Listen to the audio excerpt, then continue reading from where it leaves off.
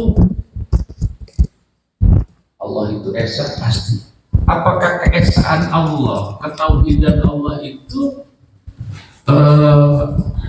apa itu namanya sudah mateng di dalam pikiran kita? Apa sih yang dimaksud Allah satu itu apa, Bu? Kalau Allah satu itu maksudnya apa, Bu?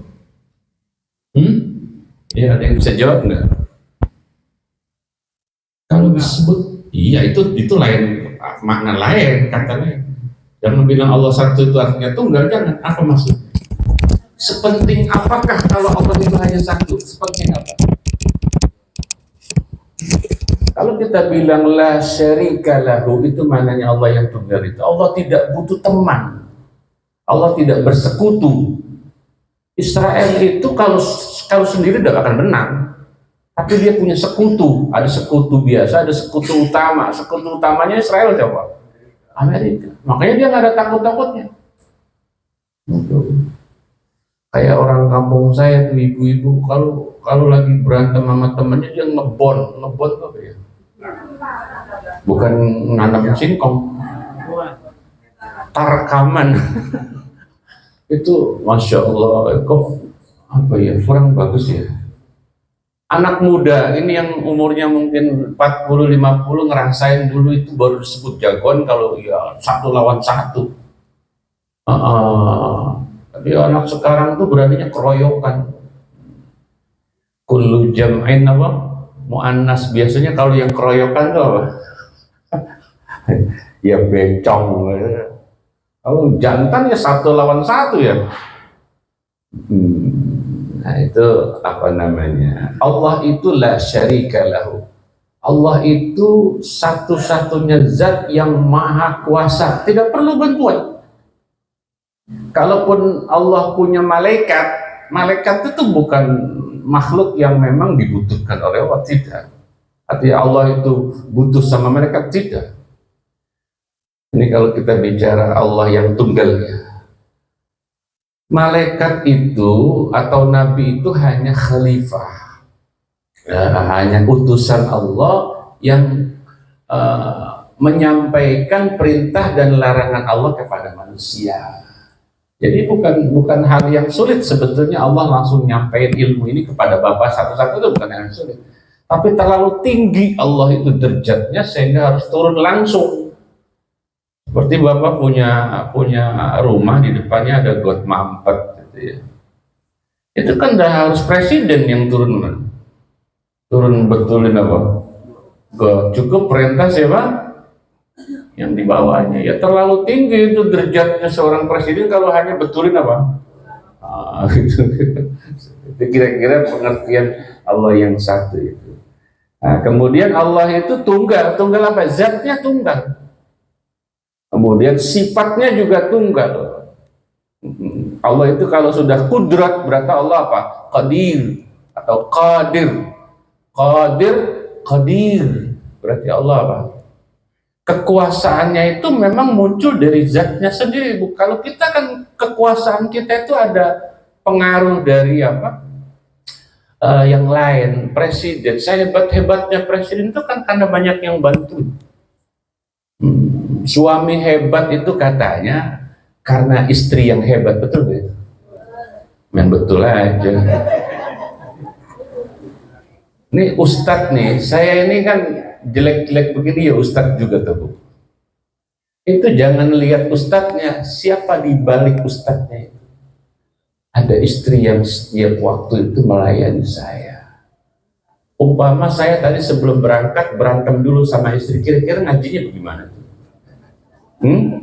Ya gak enak didengar. Makanya kalau ada ustadz ceramahnya ngamuk-ngamuk, mungkin ini kan mungkin kan, tapi jangan tuduh begitu. Yang paling kelihatan sepele saja, urusan baju lecek Pak ya Allah. Jadi ada khotib begitu khutbah blanknya itu karena apa? Dia sudah apa itu ya, gerasah gerusuk karena waktu mau berangkat Jumat bajunya belum digosok, sarungnya belum digosok, mau makan udah lapar nggak ada yang masak, akhirnya keburu berangkat Jumatan, Sendalnya yang satu kiri di mana, yang kanan di mana. Sekalinya ketemu udah kenapa? Ayam. Motornya juga belum ada yang mana, kuncinya naruhnya di mana. Jadi kalau Bapak mengagumi khotib, jangan lihat khotibnya, lihat sebelum dia berangkat jadi khotib coba. Istrinya yang nyiapin baju, maka peran istri itu luar biasa Pak Ustaz ya. Luar biasa perannya istri itu Pak Ajandi, istri itu luar biasa. Ya Allah, saya bisa datang kemari itu ya enak, nyaman. Karena sebelum saya berangkat sama istri, makan dulu, makan saya. Enak gak tuh berangkat? Cuma maka itu jangan minta beliin bensin sama istri, masakin juga minta beliin bensin juga. Itu berarti yang pertama kita wajib pelajari secara individu ilmu tauhid. Wa minhum ma tu'raqu bihil ibadatu. Nah, yang kedua ini ilmu yang menyangkut sah dan tidak sahnya ibadah kita. Ilmu apa?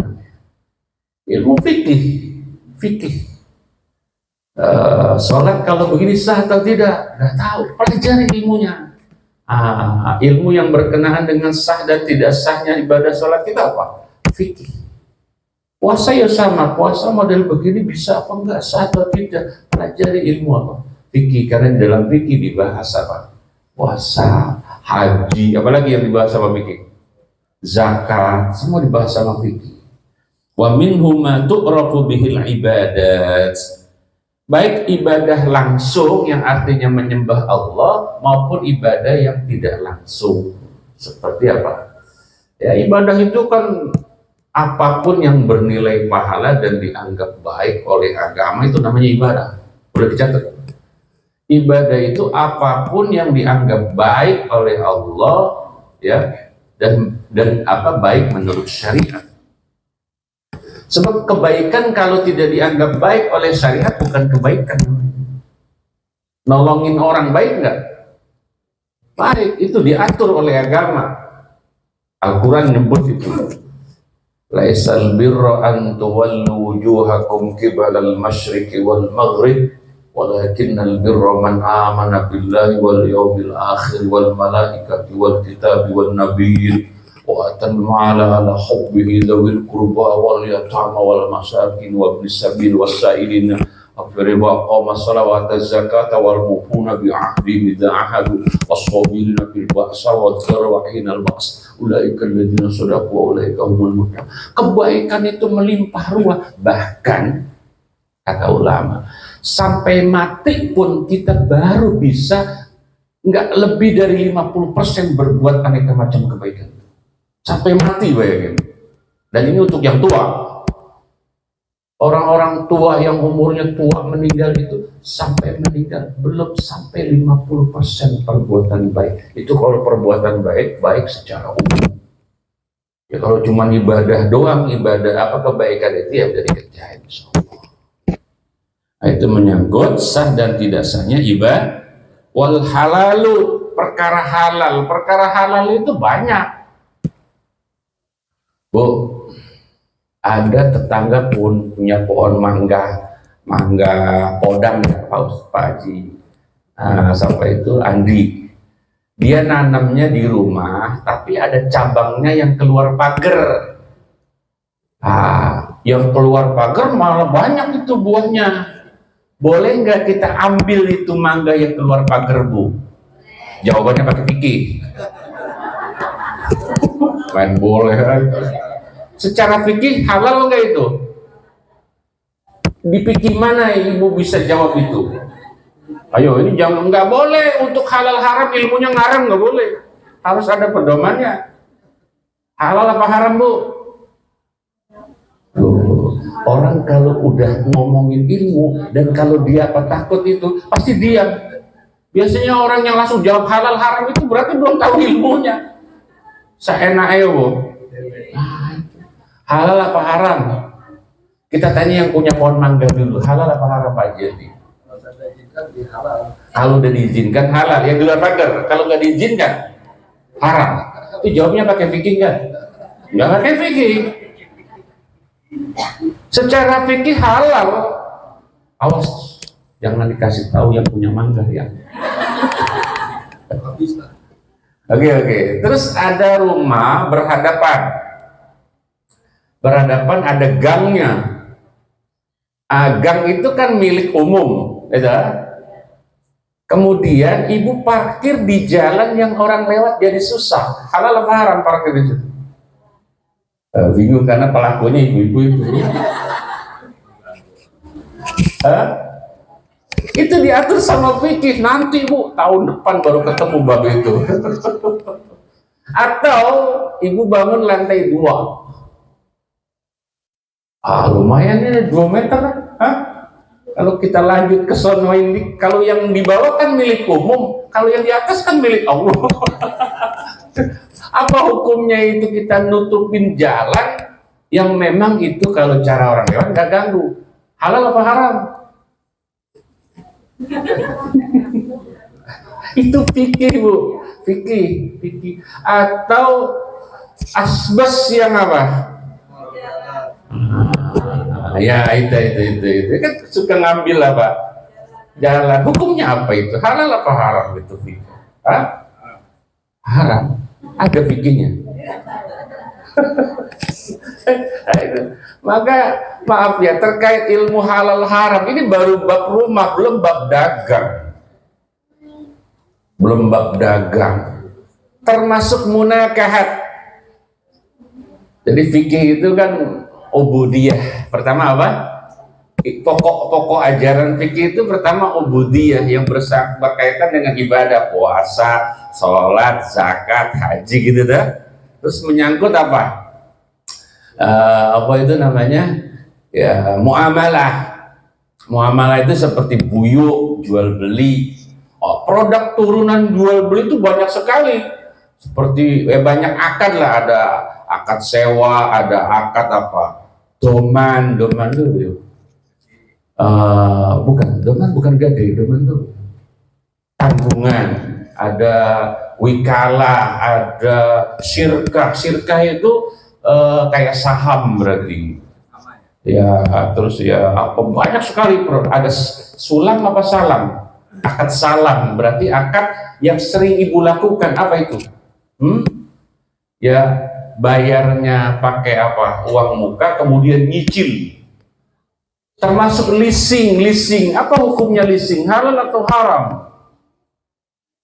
Kalau dibilang haram, saya pemainnya dan suami saya kerja di situ lagi. Leasing gimana leasing? Halal atau haram? Ngaji, cari fikihnya itu. Kalau saya bahas sekarang ya nggak tuntas ini. Oke, wa ma yahrumu minal muamalati wa ma yahillu wa ma yahillu muamalah. Nanti ada namanya munakahat yang menyangkut masalah pernikahan. Maaf ya, jawab bu. Suami lagi mabok, naudzubillah. Pulang dari mana-mana mabok. Kemudian kita kesel istri. Berantemlah suami istrian. Tiba-tiba namanya orang agak mabok, agak sadar, berarti setengah mabok, setengah sadar. Namanya orang mabok kan pikirannya apa? Saking keselnya dia ngomong, tak pegat kowe, tolak tuki. Berarti kan sore itu kalimatnya ya. Saya cerai kamu. Saya tanya, sah nggak ucapan cerai suami yang lagi mabuk? Pakai pikir jawabnya. Sah nggak? Berarti banyak yang belum tahu hukum itu ternyata. Kalaupun jawab sekedar jawab, menurut fikih ya sah. Walaupun lagi mabuk mengatakan apa? Cerai. Padahal pelakunya banyak. Dia nggak tahu kalau dia sudah berzina. Kenapa? Sudah cerai masih apa? Tidur bareng. Berarti dampak dari ilmu fikih ini luar biasa. Ada mertua tidak suka sama menantunya. Betul? Kebetulan dia punya anak laki-laki. Menantunya perempuan, menantunya pelit banget, judes banget. Pokoknya tidak enak dilihat. Akhirnya anaknya dipanggil nih. namanya Rudi, nggak ada yang namanya Rudi kan sini? Oke, aman berarti. Rudi, kamu ceraikan istri kamu. Kenapa tau Mama sudah benci sama apa? Istri kamu. Mama dulu cita-citanya punya menantu, bukan kayak gitu. Kamu ceraikan istri kamu atau kamu udah dapat waris? Karena warisannya miliaran. Pertanyaan saya, kalau suaminya menceraikan dipaksa itu karena diancam tidak dapat warisan atau diputus hubungan orang tua dan anak karena ibunya benci banget sama menantunya, ya akhirnya diceraikan sama suaminya, ya, Rudi itu ya, sah nggak menceraikan istri dalam tekanan? Beda kalau tadi kan lagi mabuk, kali ini dalam tekanan, sah nggak? Tidak sah. Jadi perceraian itu yang tidak sah cuma satu, dipaksa. Itu produk fikih. Belum nanti kalau sudah masuk jinayat, mengenai apa kriminalitas, itu diatur semua sama fikih. Maka belajar fikih hukumnya Terus Pak Ustadz lanjut. Di antaranya yaitu ilmu yang Di antaranya yaitu ilmu yang digunakan untuk mengetahui sifat hati, baik yang terpuji seperti sabar, syukur, dermawan, budi pekerti yang baik, bergaul yang baik, jujur dan ikhlas, atau sifat-sifat hati yang tercela seperti dendam, dengki, menipu, sombong, riak, pemarah, memusuhi, suka marah, dan pelit.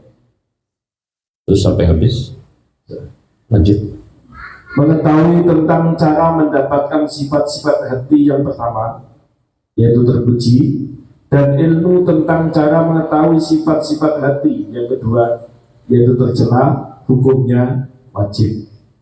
Seperti mengetahui ilmu tentang cara membenarkan akidah, ibadah, dan transaksi.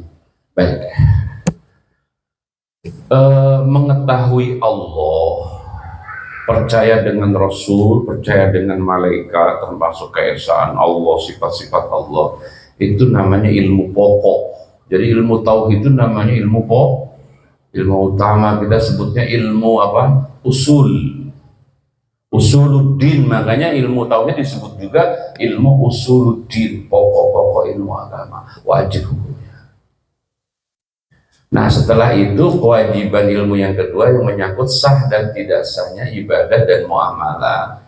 Nah, kalau dia bukan ilmu pokok lagi, ilmu cabang disebutnya ilmu furu'. Jadi ilmu fikih itu disebut juga ilmu furu'. Karena sudah cabang, biasanya kalau pohon itu yang banyak batangnya apa cabangnya? Tauhid itu dogma, apa dogma itu? Bapak tahu istilah dogma apa? Tauhid itu saklek. Tauhid itu pakemnya begitu. Kalau saya sebut misalnya begini, Allah menciptakan makhluk yang bernama Arsy. Berarti itu udah ranah ilmu tauhid. Arsy itu adalah makhluk yang paling besar di dunia. Bumi nggak ada apa-apanya sama Arsy. Adanya di atas langit yang ketujuh. Tidak ada yang pernah sanggup nyampe ke sana kecuali Rasulullah SAW. Arsy itu kan nggak kelihatan, tapi karena ilmu tauhid itu ranah ilmu tauhid, kita harus percaya. Karena apa? Allah sebut kata-kata Arsy itu dalam Quran.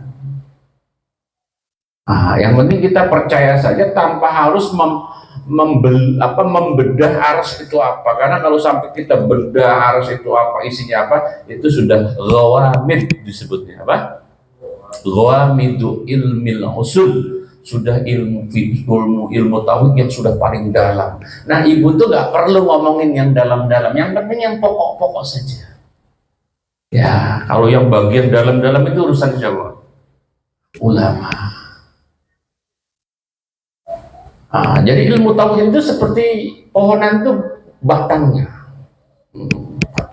Nah, dia punya cabang. Nah, cabang itu furu.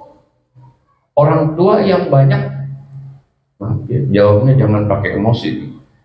Orang tua itu yang banyak, suami itu yang banyak, istrinya apa anaknya, Bu? Jawab. Jangan pakai emosi, jawabnya. Suami itu yang banyak, istrinya apa anaknya? Ibu-ibu ya, anak. Karena suami jawab. Jangan pakai emosi. Ada orang perempuan. Pak, istri itu yang banyak suaminya atau anaknya? Jadi suami istri itu usul, maka orang tua itu disebut usul. Man toba usuluhu toba furu'uhu. Kata Nabi begitu. Siapa yang orang tuanya baik, usul berarti wa usulihim wa furu'ihim. Bapak kalau baca doa kan begitu toh.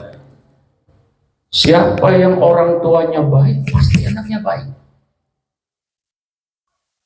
Salahul abna bisalahil abah.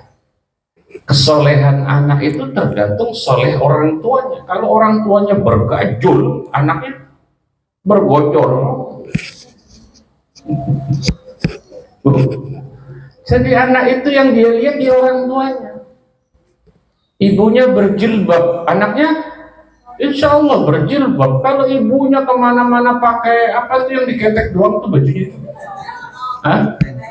Anaknya tinggal gituan doang udah itu. Kan katanya apa? Guru kencing, murid. Itulah peribahasa menurut saya bagus sekali itu. Ada perilaku yang ustadz itu dosa, murid enggak. saya ini udah seperti udah ranah gawamit ya Pak Ustadz. Ustadz apa kan? Bukan. Gurunya berdosa, muridnya enggak. Itu cara pandangan ulama itu namanya mimba bihasanatil abrar sayyiatil awal. Kalau murid berbuat salah wajar karena ilmunya belum nyampe. Tapi kalau guru yang berbuat salah, yang nggak wajar orang guru ilmunya udah sampai. Maka jadi ustadz itu nggak boleh salah sama sekali. Termasuk ustadz kalau bisa jangan poligami. Setuju Bu? Gak usah ditanya kalau itu lo setuju. Kenapa? Karena kalau ustadz poligami itu pasti apa? Cedera. Tapi kalau jamaahnya yang poligami sah-sah saja, boleh-boleh saja, orang gak ribut. Itulah gak enaknya jadi ustadz. Gitu. Ayat itu kan gak harus ustadz tuh. Makanya mendingan langsung nikahnya, gak usah bilang-bilang tahu udah benar. Ya Pak RT, Pak De. Ini gimana ya ngomong ilmu ini kan. Menurut ibu, saya pantas gak poligami? Jawab, istri saya gak ada. Enggak. Itu kan boleh. Ya terserah saya. Tapi menurut saya ya saya kurang pantas. Berarti aku ya Bu ya. Tapi kan saya nggak tahu ke depan saya, kan saya masih 45 umurnya, masih muda. Dari yang kayak Pak Haji Andi itu udah tuaan. Ya. Baik, jadi karena fikih itu sifatnya cabang, maka pemahaman tentang ibadah itu pendapatnya banyak. Saya ambil contoh. Wudu, ibu kalau wudu pakai niat enggak? Apa niatnya? Nawaitul wudu'a liraf'il hadasil asghar. Siapa yang ngajarin ibu kalau mau wudu doa? Apa niat? Siapa yang ngajarin? Ya gurunya ibu lah. Gurunya ibu yang ngajarin siapa? Gurunya lagi, gurunya sampai kepada Imam Syafi'i. Menurut Imam Syafi'i, wudhu itu kalau nggak pakai niat tidak sah. Jadi wudhu itu harus pakai niat. Tapi ada orang wudhunya nggak pakai niat, Bu. Langsung buka. Sah nggak, Bu, menurut Ibu?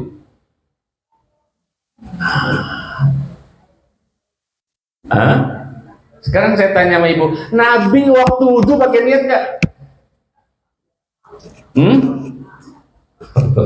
Susah ini kalau darah Nabi. Ada orang, Bu, mazhabnya Hanafi, makanya Hanafiyun. Orang-orang bermazhab Hanafi itu wudhunya nggak pakai niat, nggak pakai niat. Loh, yang benar yang mana, Pak Ustadz? Yang benar yang wudhu. Kemudian yang setelah wudhu dia sholat. Begitu kalau udah berhadapan sama perbedaan. Saya tanya lagi ya, Ibu, kalau memang ada wudhu yang pakai niat, ada wudhu yang nggak pakai niat, Ibu mendingan pakai niat atau tidak? Ya kan mazhab Syafi'i. Sampai mati selalu pakai begitu. Tapi artinya kalau ada orang wudhu tanpa niat, Ibu jangan apa? Jangan nyalahin, karena ada juga dia pendapatnya Imam Hanafi. Karena hadis terkait wudhunya Nabi pakai niat itu, ada yang bilang Nabi melakukan, ada yang bilang Nabi tidak melakukan. Maka kalau sudah bab fikih itu cabangnya banyak. Makanya ilmu fikih disebutnya ilmu furu'. Furu' itu mananya apa? Cabang. Anak itu furu', mananya apa? Cabang dari bapak emaknya. Bapak emaknya ya satu, furu'nya banyak. Itu baru bab wudhu. Ibu zakat fitrah kemarin pakai beras apa pakai duit? Beras, benar. Ada yang pakai duit? Aku, Bu. Bapak-bapak pakai beras apa pakai duit? Ada yang pakai duit? Bapak yang pakai duit yang nyuruh siapa? Istrinya. Berarti mazhabnya istri gitu. Yang orang pakai beras itu atau pakai duit itu kan inisiatif. Sekarang saya tanya, Bapak ribut, yang pakai duit tidak sah. Kata yang punya duit, yang pakai beras nggak sah. Saya pakai apa ya? Kalau bicara sah atau tidak sah, itu ada orang lagi ribut masalah zakat fitrah, duit sama beras, saya panggil dua-duanya. Nabi pakai apa? Gak mungkin, Bu, Nabi bayar zakat fitrah pakai beras, gak mungkin itu. Apalagi pakai duit, apalagi duitnya rupiah, gak mungkin Nabi itu. Nabi pakai apa? Pakai apa? Ya gandum itu. Ibu berarti ikut Nabi harus pakai apa? Apa pakai beras? Hah? Itulah ulama. Ulama yang dimaksud ya imam mazhab itu. Kata Syafi'i, bayar zakat fitrah itu pakai makanan pokok. Ibu makanan pokoknya roti apa nasi? Atau dua-duanya habis makan nasi makan?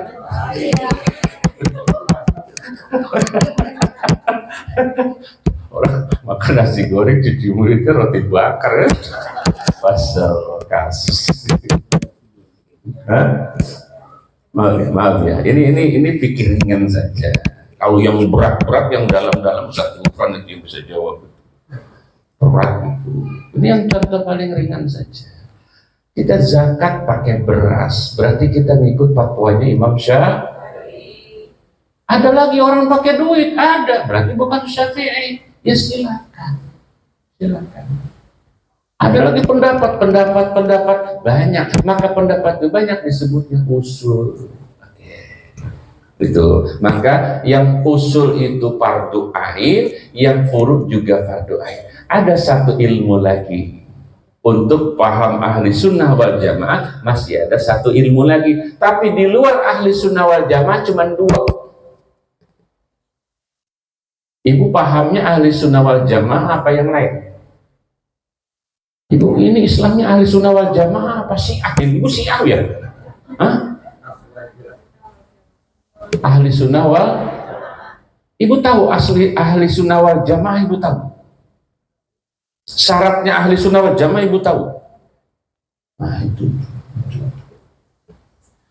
Bu, kalau orang pahamnya ahli sunnah wal jamaah, ada ilmu yang wajib satu lagi fardu ain. Apa? Ilmu estetika namanya. Ilmu apa? Estetika. Sebab ibadah itu harus pakai estetika. Saya tanya, 2 rakaat subuh dengan khusyuk di rumah, saya tanya, nggak ada gangguan. Dengan 2 rakaat di masjid, tapi riak dan sombong, lebih afdal mana? Saya ulang pertanyaannya takutnya. Lagi-lagi, tak dulu ini pakai ilmu yang ketiga, estetika. 2 rakaat khusyuk, nggak ada gangguan, dapat semuanya di rumah, sama 2 rakaat di masjid, tapi apa? Ria, sombong dan seterusnya. Lebih baik mana Pak? Di rumah. Di rumah. Di masjid. Silakan ya. Kalau yang mau pakai estetika boleh, yang nggak pakai estetika ya boleh. Kita sekarang ngadu pahala dulu. Kita ngadu pahala. Pahalanya gedean mana tuh yang khusyuk di rumah 2 rakaat sama yang sombong di masjid? Berarti ke masjid itu tetap lebih utama walaupun sombong begitu.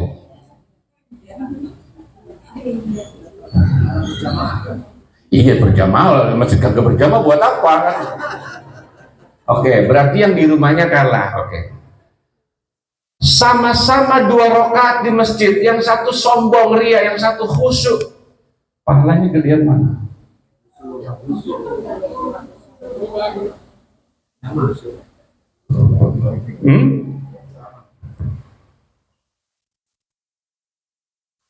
Ibu, ini contohnya jangan yang bikin bingung, yang gampang saja. Ibu ngasih orang ngemis 10.000. Yang 10.000 ibu lemparin gitu, nyok, ngemis. Terus ada lagi datang yang pengemis kedua, ibu kasihnya 2.000, mohon maaf ya cuma 2.000, pahalanya gedean mana? Kalau lempengan itu langsung aja.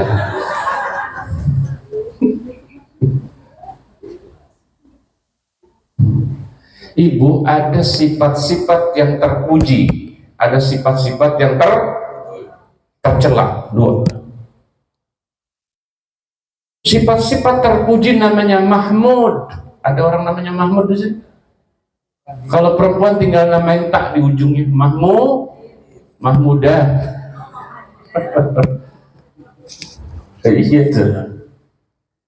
Sifat-sifat yang orang lain senang itu apa sih Bu? Kalau orang punya harta itu apa? Dermawan. Sifat-sifat orang yang tidak enak, mazmumah namanya, tercela. Kalau orang banyak harta itu sifat tercelanya Bu, pelit, bakhil. Ibu mau nggak disebut orang pelit? Mana ada yang mau punya sifat kayak gitu? Karena itu sifat tercela. Tidak bisa ibu menghindari sifat bakhil kalau ibu tidak belajar apa itu pelit. Maka bakhil itu harus belajar. Saya tanya, jawab jujur. Menurut ibu pelit atau tidak?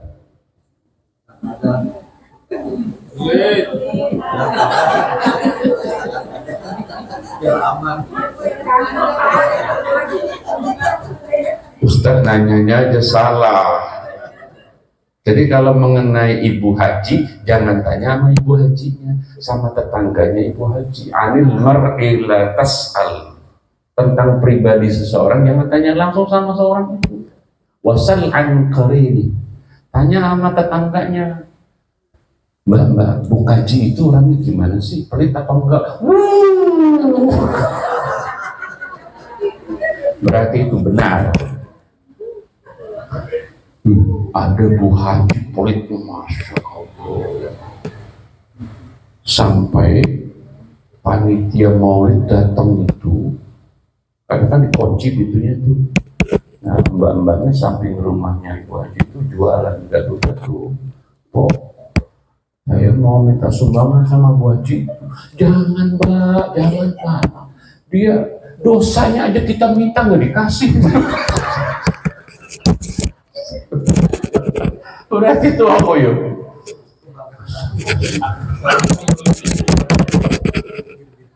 Makanya kalau mau minta sumbangan tanya dulu sama tetangganya. Bu Haji itu orang kayak apa? Ya, mau nggak orang disebut bakhil? Nggak ada yang mau. Maka itu kalau nggak mau disebut bakhil, belajar apa itu bakhil. Nah, ilmu yang menyangkut estetika, dermawan. Semua orang mau disebut dermawan. Semua orang tidak mau disebut pelit. Semua orang mau disebut apa? Khusyuk, ikhlas. Tidak ada yang mau disebut pamer. Nggak ada kan? Pelajari ilmu itu. Itu namanya ilmu estetika yang oleh para ulama disebutnya tasawuf. Ilmu apa? Tasawuf. Orang-orangnya, ulamanya namanya sufi. Sufi. Menurut ibu saya sufi nggak? Termasuk sufi nggak saya? Kalau sufi saya punya bu. Ya, ulama sufi mana mau ngaku kalau dia sufi? Karena sufi itu urusan dia sama Allah. Nah, maka ilmu yang disebut fardu ain yang ketiga itu menyangkut ahwal qalbi. Itu ilmu tasawuf, estetika. Wajib kita pelajari. Maka bergaul sama sufi itu nikmatnya luar biasa. Sufi itu begini bu ya. Saya dari tadi datang sudah dikasih kopi sama Mas Pian. Saya nggak marah. Saya dikasih pisang warnanya sama bajunya yang nyediain, saya nggak marah. Dikasih anggur, dikasih pisang, nggak ada yang marah saya. Kenapa? Saya sufi. Walaupun saya pengennya bakso, misalnya begitu kan? Bu, namanya kita datang dikasih apa aja harus terima. Oke, kali waktu saya di Facebook nggak dikasih apa-apa. Apa marah? Enggak mau datang lagi. Jadi sufi itu menyangkut kebeningan hati seseorang. Orang kalau hatinya sudah bening, mau diapain aja. Kenapa ilmu tasawuf itu menjadi wajib? Karena Nabi itu ahlinya sufi. Bu, kalau ada orang, misalnya rumahnya di depan, ibu rumahnya di belakang. Kalau ibu lewat ke rumah dia, diguyur pakai air, disebarin. Ibu marah nggak? Hah? Nabi marah nggak? Nabi diludahin nggak pernah marah loh itu. Oke. Setiap ibu mau keluar dilemparin sampah, dilemparin air. Ya sampai seminggu 2 minggu ibu tetap ya. Besoknya ada berita yang nyiram sakit. Terus ibu bilangnya apa?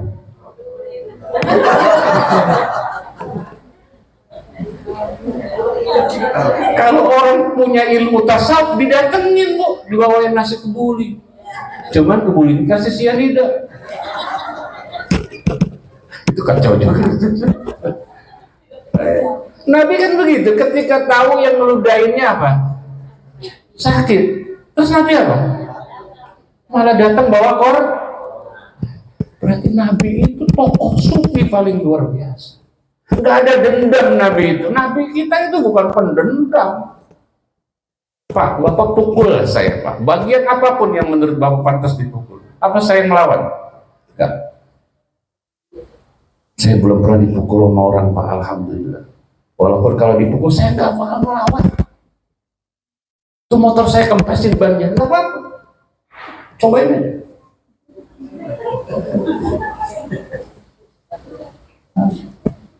Cuman kalau nanti tangannya keplek, jangan nyalain saya. Tapi bukan kerjaan saya loh itu. Lihat Daksur yang waktu itu mau membunuh Nabi. Kemudian ada kesempatan Nabi yang pegang pedang, apa dilawan?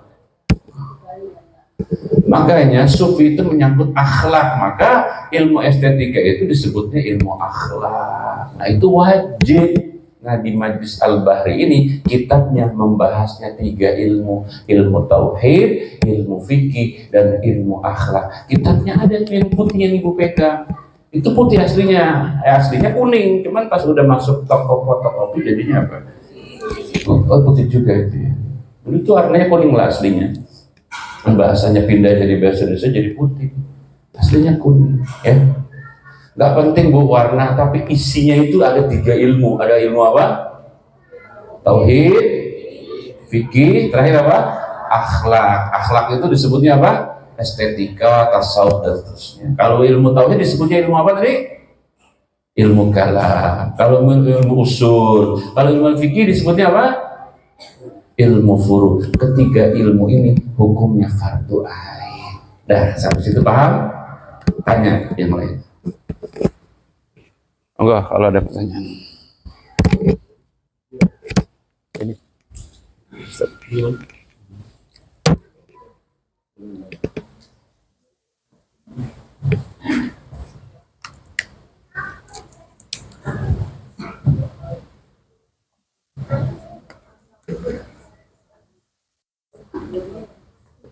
Ada pertanyaan? Kalau nggak ada, langsung kitab kedua.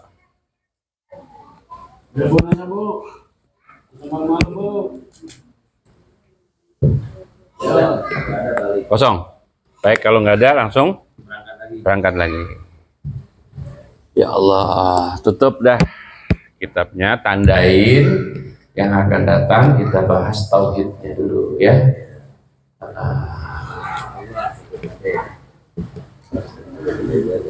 Ini yang punya kitab yang kedua cuma berapa orang? Pak Ustadz Agus dulu. Yang lain nguping ini ya. Monggo Pak Ustadz Agus baca.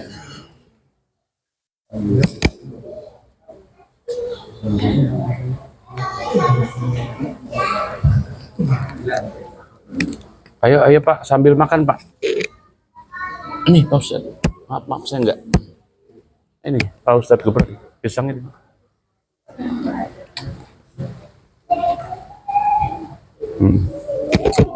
Ini pisangnya di mana?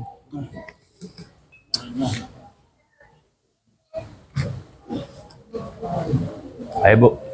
Ayo.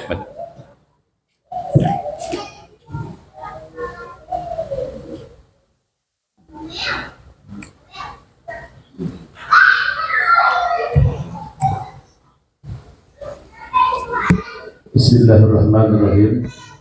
Faslun utawi iki iku fasal.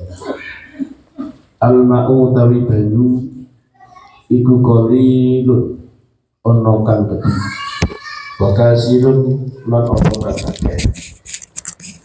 Al-qalilu utawi artine banyu iku barang. Dunal kullatain kang kurang rombulah. Wal kasiru utawi artine banyu akeh iku kullatan banyu kang ana rombulah. Fa aksara monggo kalih luwih akeh al-qalilu utawi banyu sithik iku yata jasad iku yata najasu dadi najis apa kene. Biruku najasati sebab-sebab tumidone najis bihi ing dalem kene. Wa ilam yatau layyan senajan ora uwah apa kene. Wal ma'u utawi banyu, wal ma'ul kasiru utawi banyu kang akeh iku layatanat jasu ora dadi najis apa banyu akeh. Ila angin ila Langsung. Ila idza taqayyar angin tatkala uwah apa rasane kasil Apa tok muhu? apa muhu rasane kasil au launuhu utawa rupane kasil au rikuhu utawa gandane kasil. Dah, baca itunya. terjemahannya. Air itu ada kalanya sedikit. Ibu dengerin ya terjemahannya yang dibaca. Ibu, air itu ada kalanya sedikit dan ada kalanya banyak. Arti air yang sedikit ialah air yang kurang 2 kulah atau 10 galon minyak tanah yang dibuang tutupnya. 10 black ya. 10 black. Sedang air banyak ialah air yang ada 2 kulah atau lebih. Air yang sedikit menjadi najis sebab kemasukan najis, meskipun tidak berubah. Sedang air yang banyak tidak menjadi najis dengan kemasukan najis, kecuali kalau berubah rasanya, baunya, atau warnanya. Baik, ini Imam Syafi'i itu mazhab yang kita pegangi ya, yang kita ikuti itu memang untuk bab air untuk wudhu, air untuk apa, mandi besar, untuk menghilangkan najis, untuk istinja, itu agak berat, agak repot dan agak susah ketimbang mazhab yang lain. Imam Syafi'i ini kalau udah urusan air sebagai alat untuk bersuci itu agak berat aturan mainnya, seperti itu. Maka itu ketika air menjadi alat utama untuk bersuci, maka kajian tentang air yang mau dipakai itu dalam mazhab Syafi'i itu agak panjang. Nah, tapi kitab ini kitab kecil ya. Nah, nanti dalam prakteknya ibu mengalami sesuatu yang mungkin ibu ragu ini sah atau tidak wudhu saya dengan air kayak gini, itu nanti tugasnya ulama menjawab. Baik, istilah air yang kita mau pakai untuk bersuci, suci itu kan kemarin bahasanya untuk apa? Wudhu, untuk apa lagi? Ibu kalau wudhu kan perlu air kan? Terus untuk mandi junub, mandi besar. Terus yang ketiga untuk menghilangkan termasuk untuk apa? Istinja. Nah, aturan mainnya, ibu tidak diwajibkan menggunakan air banyak. Pakai air sedikit boleh kalau bisa pakainya. Sebab dalam hadis Nabi pernah berwudu hanya menggunakan air 1 gayung. Ibu bisa berwudu pakai air 1 gayung? Bisa? Iyalah, ini ada 2, apalagi orang Cianjur suruh wudu pakai apa? Air 1 gayung nggak bisa. Ada beberapa hal yang melatar belakangi kenapa Nabi bisa wudu menggunakan apa? Air yang dalam jumlah sedikit itu. Yang pertama, waktu di zaman Nabi harga air lebih mahal dari emas. Gitu. Suasana Arab kayak gitu zaman dulu. Yang kedua, emang faktor apa? Kesulitan air. Nah, karena agama Islam itu turunnya di Arab, maka aturan mainnya yang minim. Coba kalau Islam turunnya di Cianjur, kesian orang Arab. Untung Islam turunnya di mana? Di Arab. Kalau bab air, tapi ya bukan bab yang lain. Bagaimana kok Nabi bisa ya wudhu dengan air apa? 1 gayung? Ya bisa, karena ada caranya. Kalau kita ya jujur, kita wudhu itu buka keran. Itu yang kita pakai sama yang kebuang, banyakan yang kebuang. Betul ya? Iya, apalagi bocah. Anak-anak yang masih kecil itu ke musola, ke masjid, dia pada wudhu. Itu lebih parah lagi dari orang tuanya. Kenapa? Tahu wudhunya itu kadang-kadang rambutnya, bajunya basah tapi sikutnya kering. Kayak namanya anak-anak. Pokoknya merebut seminggu sekali ganti keran. Karena kerannya buat apa? Nah, sedikit dan banyak dalam pandangan fikih itu ngelihat jumlah. Disebut air banyak itu kalau 2 kulah. Berapa? 2 kulah. Maka dalam fikih dasar di basic ilmu fikih itu kita harus akrab dengan istilah air 2 kulah. Kalaupun kurang, jangan melebihi 2 liter. Jadi misalnya 2 kula itu dikonversi ke dalam literan orang Indonesia 216 liter. Kalau di situ 10 kaleng black minyak ya. Berarti 1 kalengnya 20 liter itu. 20 liter lebih ya. Zaman dulu minyak itu pakai kaleng black, ingat gak? Yang sekarang udah pindah di pabrik Kongwan tuh. Jadi apa? Ya, itu 20 liter lebih lah itu. Kalau kali 10 berarti kan 216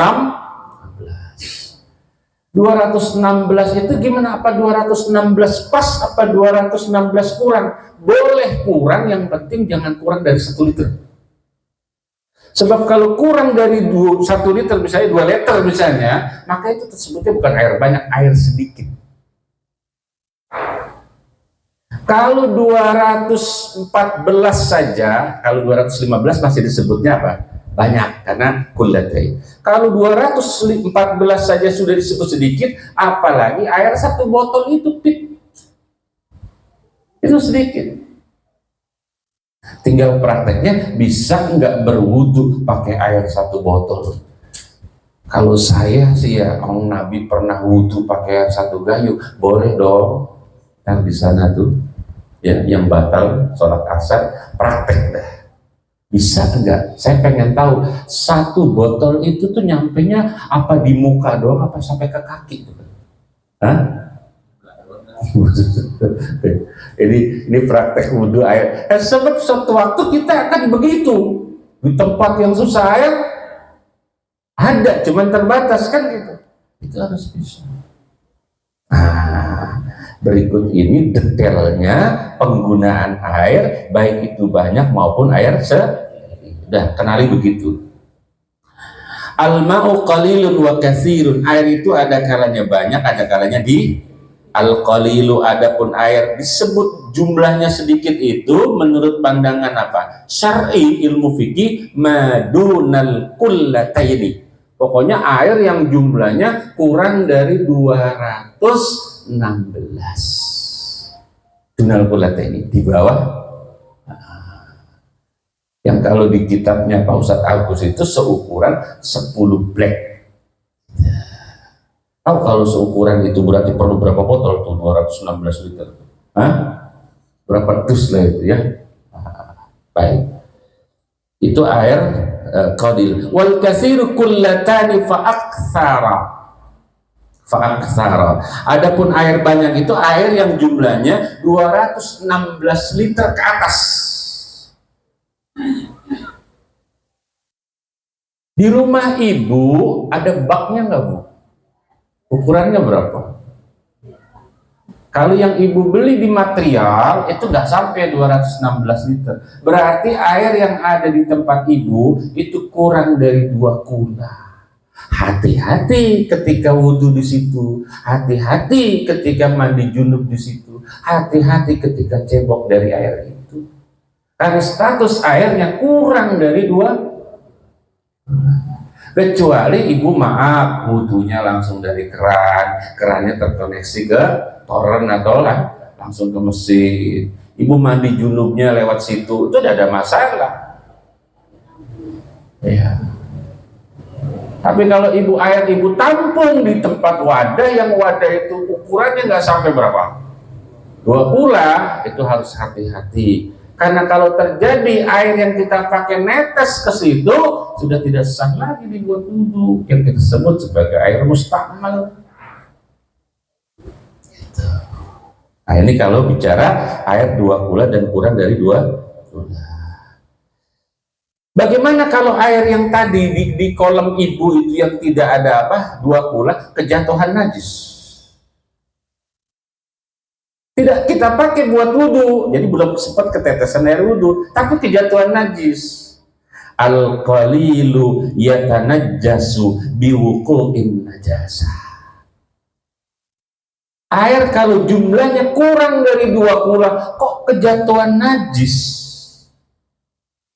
Meskipun tidak ada perubahan, maksudnya apa Pak Ustadz?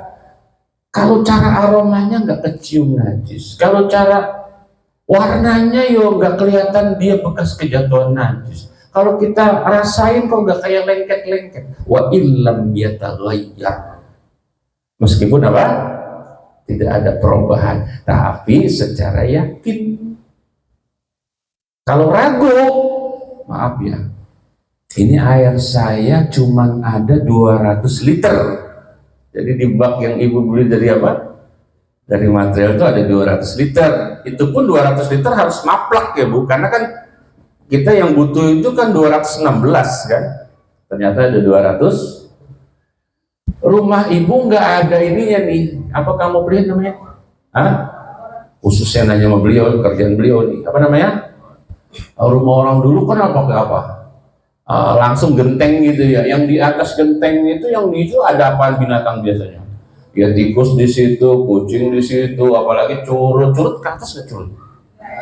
Naik juga. Tokek, apalagi? Apalagi di kamar mandi kan? Ibu udah seminggu keluar rumah, itu lama berarti kan?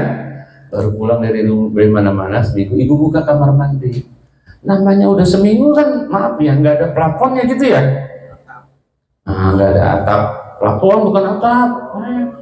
Nah, ini yang saya tanya, bagaimana sih? Emang ada tukang genteng apa? Halo, begitu kita lihat, ibu ragu, namanya ma'ul maskuk, apa? Air yang kita ragu, ini kejatuhan najis atau tidak. Sementara kita mau pakai buat apa? Wudu atau untuk cebok atau untuk mandi. Apakah boleh air itu kita pakai? Padahal statusnya maskuk. Maskuk itu apa? Diragukan kesuciannya karena udah seminggu. Pakai apa enggak buat wudu, Bu? Airnya soalnya kurang dari apa? Pakai enggak? Secara fikih boleh dipakai, karena najis itu yang bisa membuat air tidak suci kalau kita yakini ada najisnya. Kalau kita yakini kelihatan najisnya, kelihatan perubahan. Kalau kita ragu berarti kan nggak yakin. Kalau yang ragu untuk kasus itu boleh kita pakai, tapi sebaiknya jangan dipakai. Kalau bicara sebaiknya kan bukan sah dan tidak sah, ya untuk menghindari saja. Takutnya ada tokek di atas, kemudian tokek berantem sama apa, kemudian dia jatuh naik lagi, berarti kan pernah apa? Ya terjadi huru hara di atas itulah, macam-macam lah najis pada apa. Cuman karena seminggu akhirnya baunya sudah hilang, aromanya itu sudah hilang. Sebaiknya itu kalau menggunakan air jumlahnya sedikit. Wa illam yataghayyar, meskipun tidak berubah. Tapi kalau airnya ada 300 liter kejatuhan najis, bagaimana? Boleh dipakai? Boleh, mantap banget. Wal ma'ul katsir la yatanajjasu, tidak jadi najis air banyak itu kalau kejatuhan najis, artinya boleh tetap kecuali ketika kejatuhan najis airnya terjadi perubahan. Perubahan itu sifatnya 3, Bu. Ada kalanya rasanya itu kalau air apa sih, Bu? Kalau kita megang air itu rasanya kan keset-keset, tiba-tiba agak blender, ya. Kemudian apa lagi? Warnanya. Terus apa lagi? Aromanya. Kalau air yang banyak, 300 liter kah, berapa lah ya, pokoknya banyak, kejatuhan najis, boleh kita pakai untuk wudhu, untuk mandi junub boleh. Lihat dulu kalau jelas kejatuhan najis, ada nggak perubahan yang 3 tadi. Kalau ada perubahan, boleh kita pakai. Tergantung apakah perubahannya melebih 50% atau tidak sampai 50%. Aromanya ini tipis-tipis Pak Ustadz, antara bau teletong sama bau apa itu ya, kamar mandi itu bau apa lagi sih kalau kamar mandi itu? Bau pesing, bau apa lagi itu? Antara pokoknya nggak terlalu mendominasi lah. faktor lembabnya. Kalau memang perubahan akibat najis itu di air itu nggak sampai 50%, tetap boleh dipakai. Air warnanya apa Bu? Air? Katakan najisnya warnanya hijau. Najis apa warna hijau? Gak tahu ya. Katakan begitu. Begitu kita lihat kamar mandi kita yang jumlahnya 300 liter, pokoknya 2 kulah ke atas lah. Kok perubahannya yang bening jadi butek? Lihat buteknya apa sampai 50%. Kalau buteknya sampai 50%, ini butek sebab najis ya, bukan butek yang mujawir. Bukan butek karena dia pengaruh di bawahnya ada tanah, bukan. Butek karena kejatuhan najis misalnya. Kalau tingkat buteknya itu tidak sampai 50%, boleh kita pakai. Air yang biasa kita pakai di kamar mandi, biasanya aromanya apa tuh? Ada aromanya nggak? Nggak ada namanya air dari sumber, nggak ada aromanya.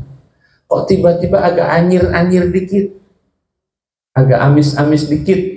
Apakah amisnya itu sampai mendominasi? Kalau nggak sampai mendominasi, tidak sampai apa najis gitu. Wal ma'ul katsir la yatanajjasu illa idza taghayyara ta'muhu wa launuhu aw rihuhu. Dah, itu mengenai air. Wallahu a'lam bishawab. Monggo kalau ada pertanyaan. Jangan ikut-ikut ngantuk Bu, saya doang yang ngantuk. Jangan Ibu, jangan ikut ngantuk ya. Ya, salah. Saya airnya dari kotor, nggak sinar matahari. Kalau pakai dulu jadi panas rasanya, itu termasuk perubahan rasa atau gimana Pak Kiai?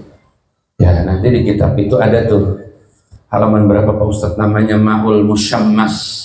Musammas, air yang kejemur sinar matahari. Air musammas itu dikategorikan makruh menggunakannya. Ya, dikategorikan apa? Makruh. Kalau ada dua catatannya, kemakruhan menggunakan air terjemur matahari itu kalau wadah penampuangannya terbuat dari besi atau dari apa itu kalau sekarang metal ya. Yang kedua, panasnya itu bukan panas kayak di Indonesia, memang panas yang nggak umum. Ya misalnya sampai 50 derajat matahari, itu jangan, makruh. Nah, seperti itu. Nah, kalau bapak penampungannya plastik nggak masalah. Lah dimakruhkannya kan itu kan karena ada sebabnya ya. Kalau biasanya kok wadahnya dari metal, itu yang dikhawatirkan zat-zatnya itu loh. Agama sampai kayak gitu pedulinya. Jangan sampai kita sering wudhu sama air yang kejemur matahari dan wadahnya metal, kulit kita ya luka atau ya itu. Kalau ini di rumah pakai apa bahan? Plastik, aman. Apalagi ya kita lagi kondisi kurang sehat, nggak apa-apa tuh, nggak usah masak air lagi, enak malah itu ya.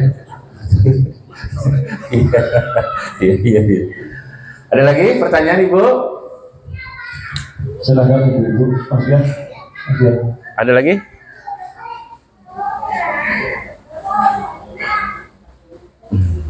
Tanyakan tuh nggak usah sungkan-sungkan. Bukan dulu.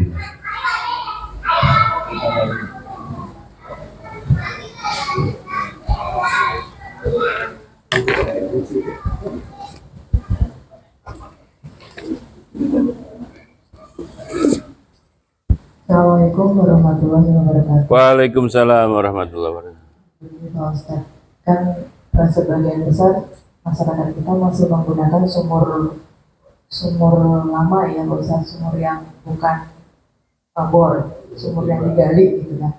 Nah itu kan kadang-kadang ada lubang-lubang tikus tuh Pak Ustaz. Terus kemasukanlah itu bangkai tikus. Itu bagaimana Pak Ustaz? Terima kasih. Assalamualaikum warahmatullahi wabarakatuh. Iya, jadi itu anggaplah itu namanya wadah. Tapi kan kalau sudah sumber bukan sekedar wadah tapi sumber ya. Pastikan pas airnya lebih dari 2 kulah kan kalau sumur ada banyak lah ya. Sumber, oh ada tuh Pak. Oke.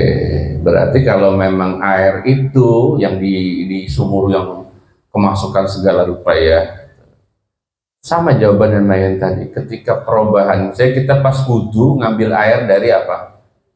Kita salurkan gitu. Kok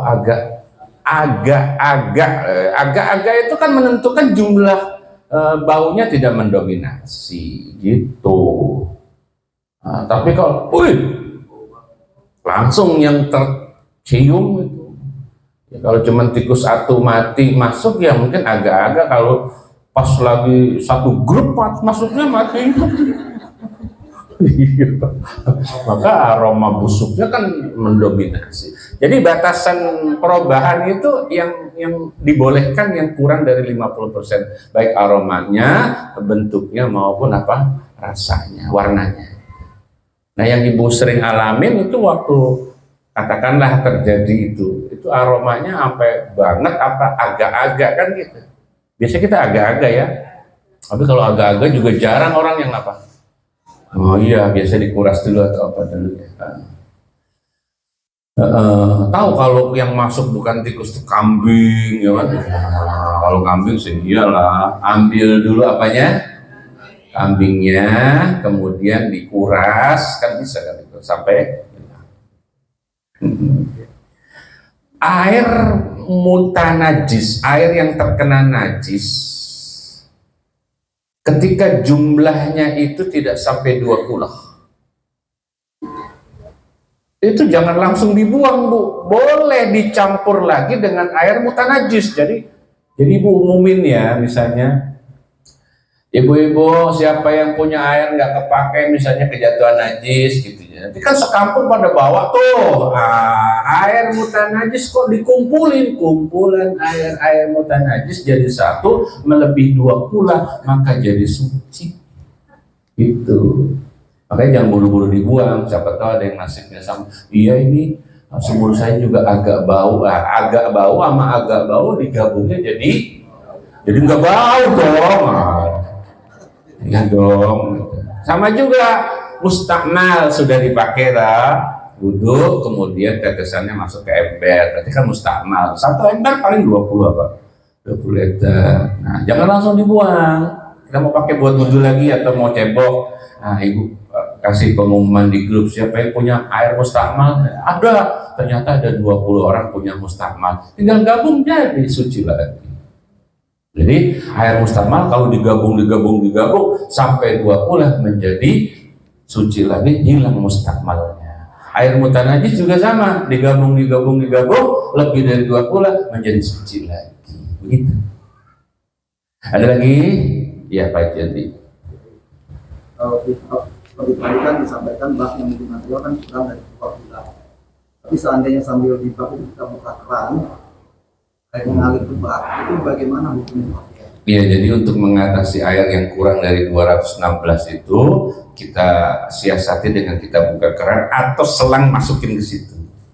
Ketika selang masuk itu kan berarti air terkoneksi dengan itu berarti kan udah lebih dari itu caranya ya. Biasanya begitu kita. Dan ingat, yang menjadi mustakmal itu basuhan pertama. Misalnya begini, kita mandi junub deh ya, basuhan pertama, netes masuk itu yang jadi mustakmal. Tapi kalau sudah basuhan kedua masuk ke situ lagi udah nggak mustakmal namanya. Maka menurut saya hati-hati waktu basuhan pertama. Itu kalau untuk mandi junub, kalau kan untuk wudu kan beda anggota.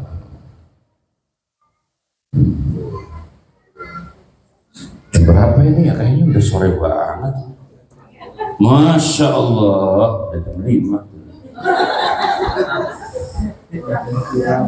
Cukup ya Bu ya?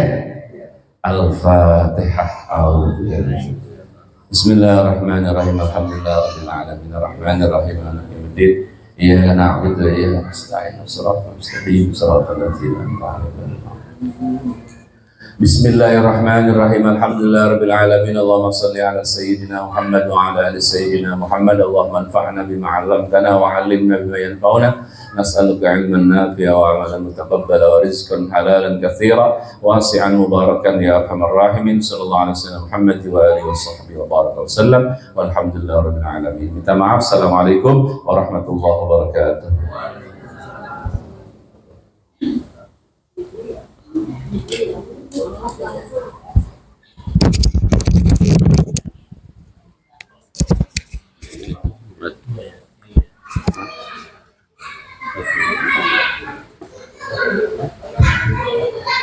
Demikian Bapak Ibu sekalian, pengajian atau kajian hari ini mudah-mudahan mendapatkan ilmu yang manfaat dan barokah, menjadikan ibadah kita makin benar dan baik. Dan perlu saya sampaikan untuk rutinan kajian kita Mau'izatul Mu'minin dan Sabit Matan Sarutan Aja ini setiap Rabu kedua. Jadi boleh diinformasikan bagi yang punya kerabat atau saudara yang ingin mendapatkan tambahan ilmu fikih dan akhlak yang insya Allah sangat bermanfaat, berguna untuk kehidupan kita sehari-hari. Tidak ada salahnya kita menyampaikan kepada yang lain biar kehidupannya makin tertata, benar ibadahnya. Bisa disampaikan walaupun yang diajak tidak mau, tidak masalah, yang penting sudah menyampaikan ya.